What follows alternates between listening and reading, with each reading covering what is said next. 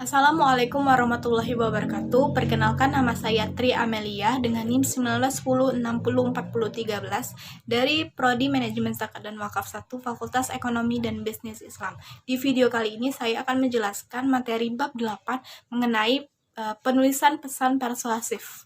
Perencanaan pesan persuasif. Penulisan pesan persuasif juga memerlukan perencanaan yang baik.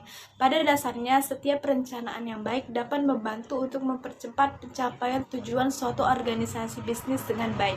Adapun bentuk dan jenis perusahaannya, manufacturing, pengelolaan, growth atau perdagangan, servis atau jasa.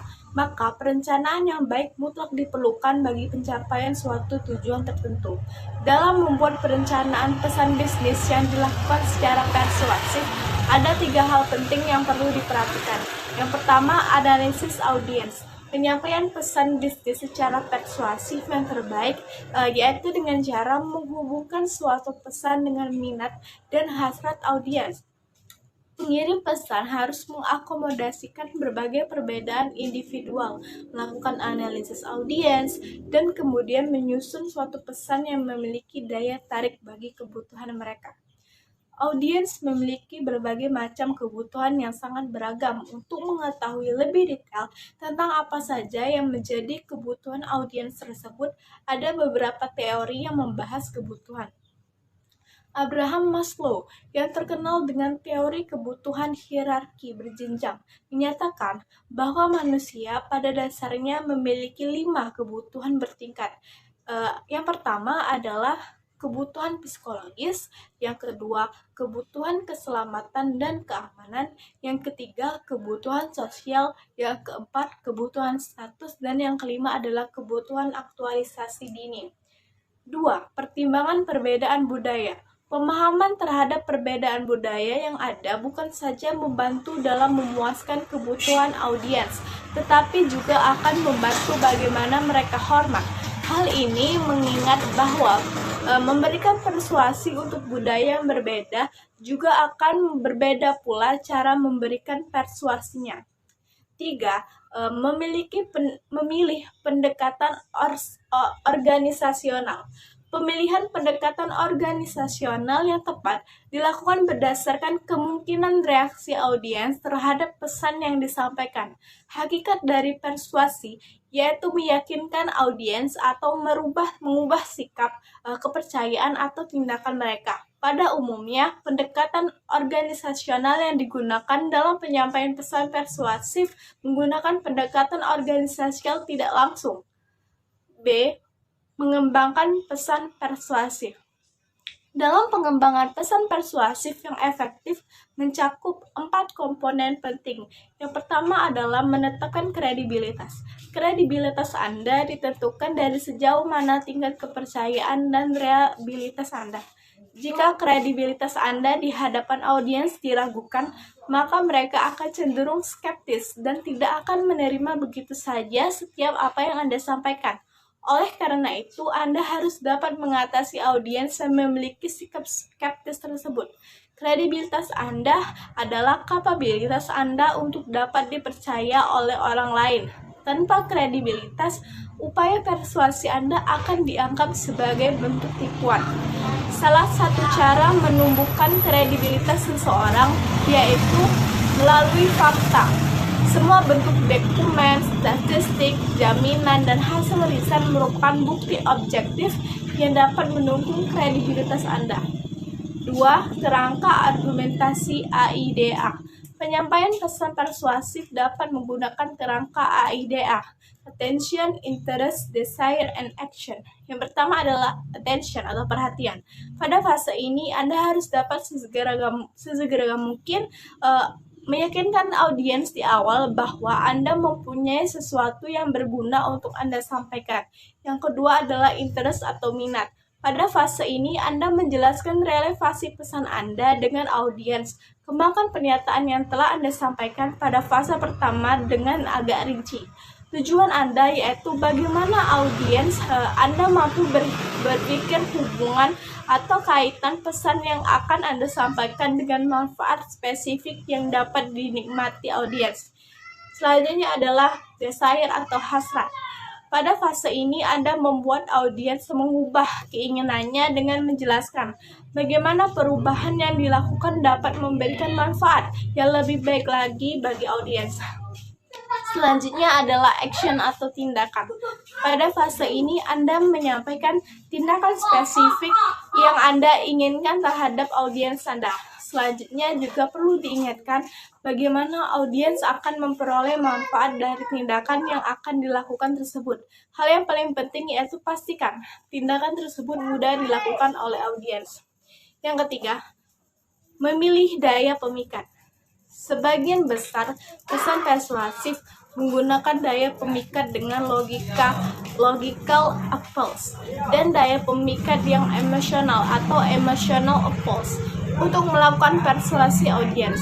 Untuk dapat menemukan keseimbangan di antara keduanya tergantung pada 4 faktor penting. Yang pertama adalah tindakan yang Anda harapkan, yang kedua harapan audiens Anda, yang ketiga tingkat resensi yang harus Anda atasi, yang keempat seberapa jauh Anda mampu menjual ide atau gagasan Anda tersebut, lalu 4 pertimbangan etika. Dalam pemahaman yang positif, persuasi dapat digunakan untuk mempengaruhi audiens dengan memberikan informasi dan menambah pemahaman mereka dalam berbagai hal. Pelaku bisnis secara etis menginformasikan kepada para pelanggan bagi yang berkaitan dengan manfaat ide organisasi, produk, atau tindakan tertentu, sehingga para pelanggan dapat mengakui betapa baiknya suatu ide, organisasi, produk, atau tindakan tertentu yang dapat memenuhi kebutuhan mereka. Tunjukkan perhatian kepada audiens Anda dengan cara mengadopsi sikap audiens dengan perhatian yang jujur untuk dapat memenuhi kebutuhan dan minat mereka. Assalamualaikum warahmatullahi wabarakatuh. Perkenalkan, nama saya Tarisya dengan NIM 1920604017, Prodi Manajemen Zakat dan Wakaf, Fakultas Ekonomi dan Bisnis Islam, Universitas Islam Negeri Raden Fatah Palembang. Baiklah, di sini saya akan melanjutkan penjelasan tentang penulisan pesan persuasif. Menulis permintaan persuasif. Hal yang paling penting untuk diingat ketika menyusun permintaan persuasif yaitu tetap menjaga batas-batasan permintaannya. Yang pertama, permintaan persuasif untuk tindakan. Jika mengajukan surat permintaan peningkatan anggaran atau sesuatu yang menyenangkan, sebaiknya menggunakan perencanaan organisasional AIDA untuk merencanakan penulisan pesan persuasif. Pada kalimat pembuka, mulailah dengan kalimat yang mampu mengundang perhatian pembaca.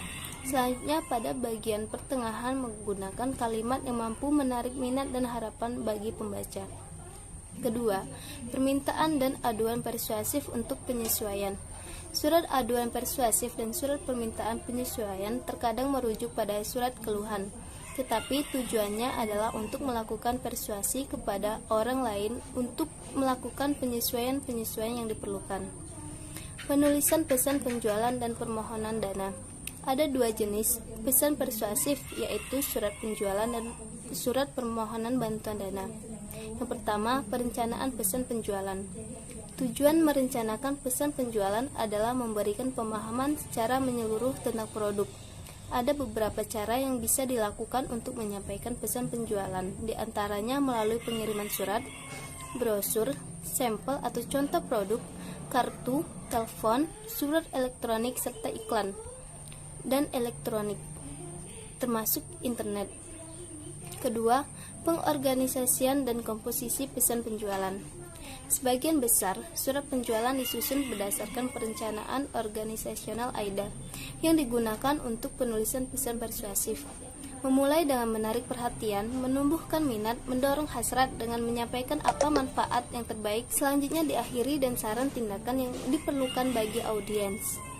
Ketiga, penulisan pesan penjualan dan permohonan dana.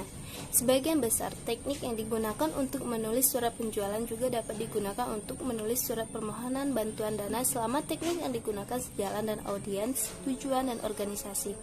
Ada 4 hal yang perlu diperhatikan dalam penulisan surat permohonan bantuan dana, yaitu yang pertama, harus mampu menjelaskan kebutuhan spesifik. Kedua, tunjukkan kepada pembaca betapa pentingnya donasi yang disumbangkan kepada pihak lain. Ketiga, kemukakan secara jelas berapa jumlah donasi yang dibutuhkan. Keempat, jelaskan manfaat atau kegunaan donasi yang telah diberikan. Baiklah teman-teman, itu saja yang dapat saya sampaikan tentang penulisan pesan persuasif. Terima kasih. Wassalamualaikum warahmatullahi wabarakatuh. Halo, assalamualaikum warahmatullahi wabarakatuh. Saya Vanessa Arenini. Di sini saya akan menjelaskan materi tentang pengorganisasian direct request. Nah, materi yang pertama yaitu tentang permintaan informasi rutin. Dalam suatu organisasi bisnis, surat-surat permintaan rutin perlu diperhatikan dengan baik. Dalam suatu organisasi bisnis, seringkali digunakan memo dan surat-surat untuk disampaikan ke berbagai pihak terkait, seperti karyawan, konsumen, klien, dan para pemegang saham. Dalam hal ini, surat permintaan rutin mempunyai arti penting dalam membentuk kesan positif atau image yang baik bagi suatu organisasi bisnis. Oleh karena itu, ketika menulis suatu surat permintaan rutin, sebaiknya maksud atau tujuan dalam menulis suatu pesan tetap dijaga dalam membuat surat permintaan rutin. Perlu diperhatikan 3 hal berikut ini. Yang pertama, yaitu apa yang ingin diketahui. Yang kedua, mengapa hal tersebut perlu diketahui. Yang ketiga, mengapa hal ini dapat membantu. Dan yang terakhir, yaitu yang keempat, dalam kaitannya dengan direct request. Nah, materi yang kedua yaitu tentang menulis direct request untuk aduan. Ketika seseorang merasa tidak puas terhadap suatu produk, jasa atau kebijakan suatu perusahaan, maka ia perlu segera mengadukan masalah atau keluhan yang dihadapi kepada orang-orang yang sangat berkomitmen. Dalam surat direct request terdapat beberapa pilihan, antara lain: yang pertama, pengembalian barang yang sudah dibeli dan permintaan uang pengembalian seharga barang tersebut atau refund. Yang kedua, permintaan pengiriman barang yang baru sesuai yang dipesan. Yang ketiga, yaitu penggantian sebagai atau seluruh bagian yang rusak. Yang keempat, perbaikan gratis. Yang kelima, pengurangan harga karena cacat atau kerusakan produk. Yang keenam, pembatalan atas suatu pesanan produk. Yang ketujuh, pembetulan atas kesalahan penagihan produk.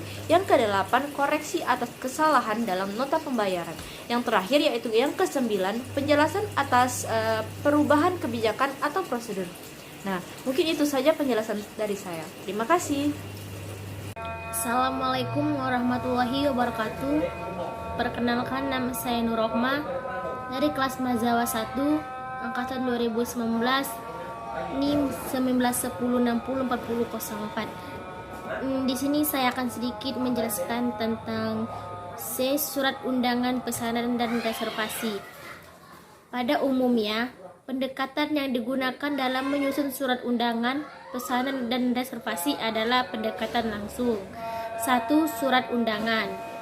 Dalam penelitian, surat undangan digunakan pendekatan langsung. Dalam hal ini, pendekatan langsung mencakup 3 komponen, yaitu ide pokok, penjelasan rinci, dan penutup. Ide pokok dalam paragraf pertama berisi undangan, selanjutnya diikuti dengan penjelasan yang lebih rinci tentang ide pokok di awal surat tersebut, dan diakhiri dengan penutup yang berisi suatu harapan atau tindakan yang diinginkan serta ucapan terima kasih. Yang kedua, surat pesanan dan reservasi. Ketika suatu perusahaan melakukan pemesanan atau order produk kepala perusahaan lain, maka perusahaan tersebut dapat menulis surat pesanan dengan menggunakan pendekatan langsung. Surat pesanan paling tidak mencakup 3 komponen penting, yaitu rincian apa yang ada pesan, bagaimana pengirimannya, dan bagaimana cara pembayarannya. Kemukakan secara jelas kualitas atau jumlah produk yang sebagai berikut. Yang pertama, jelaskan masalah yang Anda hadapi secara rinci. Uraikan dengan jelas dan rinci hal-hal yang berkaitan dengan erat kerusakan barang.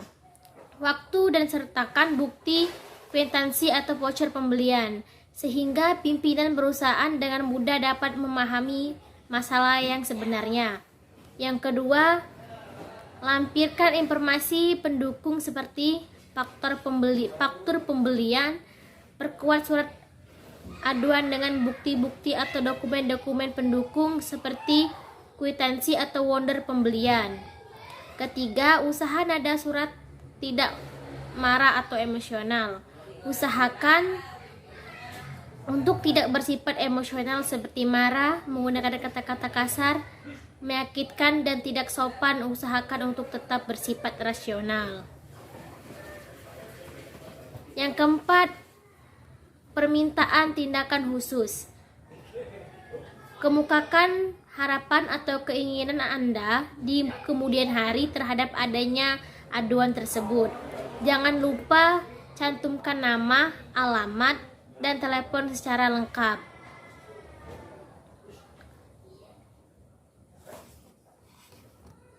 Selanjutnya, penjelasan yang D, permintaan kredit. Dalam dunia perkreditan, kemampuan seseorang melunasi kredit sesuai dengan aturan main yang ada, seperti tempat, waktu, tidak pernah menunggak, lancar, akan memperbesar peluangnya memperoleh kredit pada periode-periode berikutnya. Kepercayaan lembaga perkreditan tergantung pada bagaimana prestasi seseorang dalam melunasi kredit. Bagaimana seseorang dapat memperolehi kredit secara sederhana, ada 2 tahap yang perlu diperhatikan, yaitu mengisi formulir yang telah disediakan oleh lembaga pengkreditan yang ada dan melengkapi berbagai data pendukung untuk memperoleh formulirnya. Seseorang bisa sendiri ke lembaga pengkreditan tersebut. Selanjutnya, setelah mengisi semua data utama yang diminta, juga perlu melengkapi berbagai data pendukung penting yang diperlukan dalam proses memperoleh kredit tersebut. Data pendukung jika mencakup kartu tanda pengenal, surat nikah, atau jika sudah menikah. Laporan keuangan beberapa tahun terakhir, nomor pokok wajib pajak atau NPWP, data tabungan 3 bulan terakhir, dan data pendukung lainnya, serta surat permohonan kredit atau credit request. Dalam surat permohonan kredit, selain data pribadi Anda, jenis usaha, jumlah atau besarnya kredit yang diminta harus didukung dan dilengkapi berbagai dokumentasi penting serta prospek bisnis Anda di masa depan.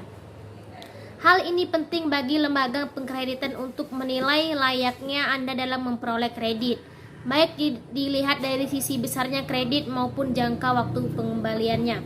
Baiklah, itu saja yang dapat saya jelaskan. Terima kasih. Wassalamualaikum warahmatullahi wabarakatuh.